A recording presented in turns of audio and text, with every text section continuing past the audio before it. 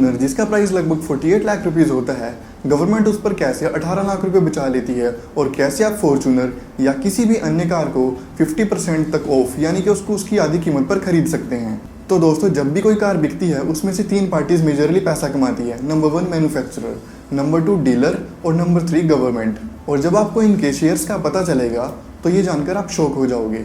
और इन्हीं शेयर्स के जानने के बाद आपको पता चलेगा कि आप कैसे किसी भी कार में से 50% तक का डिस्काउंट पा सकते हैं। दोस्तों, आपने अगर कभी शोरूम में जाकर कार खरीदी हो या फिर आपने ऑनलाइन चेक किया हो तो आपको 2 प्राइस देखने को मिलते हैं, एक शोरूम प्राइस और ऑन रोड प्राइस। और आपने देखा होगा हमें हमेशा ऑन रोड प्राइस पे करना पड़ता है और ऑन रोड प्राइस लगभग एक्स शोरूम प्राइस से 14 से 18% तक ज़्यादा होता है, क्योंकि एक्स शोरूम प्राइस पर रजिस्ट्रेशन, आरटीओ और इंश्योरेंस का खर्चा इंक्लूड नहीं होता। तो चलिए इन चीज़ों को समझते हैं अब एक एग्जाम्पल से। फॉर्च्यूनर जैसी कार जिस एक्स शोरूम प्राइस लगभग 39,50,000 रुपीज़ होता है, उसका ऑन रोड प्राइस 48 लाख के आसपास पड़ता है। अब इसमें से 26 लाख रुपए जाते हैं मैन्युफैक्चरर के पास यानी टोयोटा के पास, और इसमें से उनका प्रॉफिट केवल 40,000 रुपीज़ होता है। यानी 50 लाख की कार बेचने के बाद टोयोटा को केवल 40,000 रुपए का प्रॉफिट होता है, और वहीं जो डीलर इस कार को बेचता है उसको लगभग 1 लाख रुपए का फायदा होता है। यानी मैन्युफैक्चरर और डीलर दोनों का प्रॉफिट मिलाकर केवल 1.5 लाख के आसपास होता है। लेकिन बात करें गवर्नमेंट की, तो गवर्नमेंट को एक फॉर्च्यूनर के बिकने पर 18 लाख का प्रॉफिट होता है।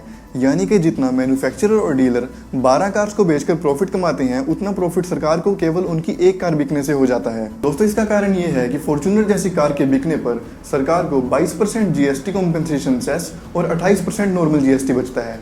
यानी कि इन दोनों जीएसटी को मिला के 13 लाख रुपए एक और रजिस्ट्रेशन और अन्य खर्चे मिला के 5 लाख रुपए अन्य, यानी टोटल मिलाकर सरकार को 18 लाख का प्रॉफिट होता है। वहीं लग्जरी कार्स के बिकने पर यह प्रॉफिट थोड़ा और बढ़ जाता है। अब बात करते हैं हम कैसे आप रफली किसी भी कार पर 50% तक बचा सकते हैं कुछ टैक्सेशन लॉस के साथ प्ले करके। नंबर 1, सबसे पहले आपको जीएसटी आईटीसी लेना है और ये आपको जितना भी मिलेगा उतनी आपकी डायरेक्ट सेविंग होगी, और ये आप 3 तरीके से ले सकते हो। नंबर 1, आपको शो करना पड़ेगा कि आपकी कार किसी भी ट्रांसपोर्ट पर्पस के लिए यूज हो रही है। नंबर 2, आप शो कर सकते हो कि आपने अपनी कार एक ड्राइविंग स्कूल में ड्राइविंग सिखाने के लिए ले रखी है। या नंबर 3, जिस प्रकार एक डीलर अपनी कार लेता है आगे बेचने के लिए, लेकिन जिन गाड़ियों की कैपेसिटी 13 सीटर से ज्यादा होगी वहां पर आप इसको वापस नहीं ले सकते।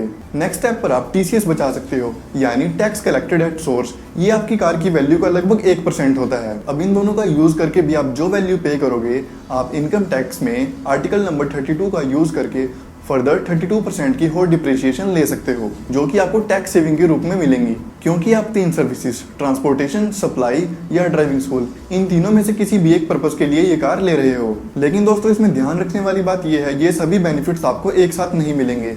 ये सभी बेनिफिट्स आपको धीरे धीरे टाइम के साथ हर ईयर मिलेंगे, और अगर आप इन बेनिफिट्स का प्रॉपर यूज करते हो तो आपको लगभग 51% तक की सेविंग हो सकती है। और अगर आपको ये सारी चीजें और डिटेल में समझनी है तो आप सीए साहिल जैन की वीडियोस फॉलो कर सकते हो, जो कि आपको उनके चैनल टैक्सेशन विद साहिल जैन पर मिल जाएंगी। ऐसे ही यूनिक, यूजफुल और इन्फॉर्मेटिव वीडियोस के लिए सब्सक्राइब टू द चैनल।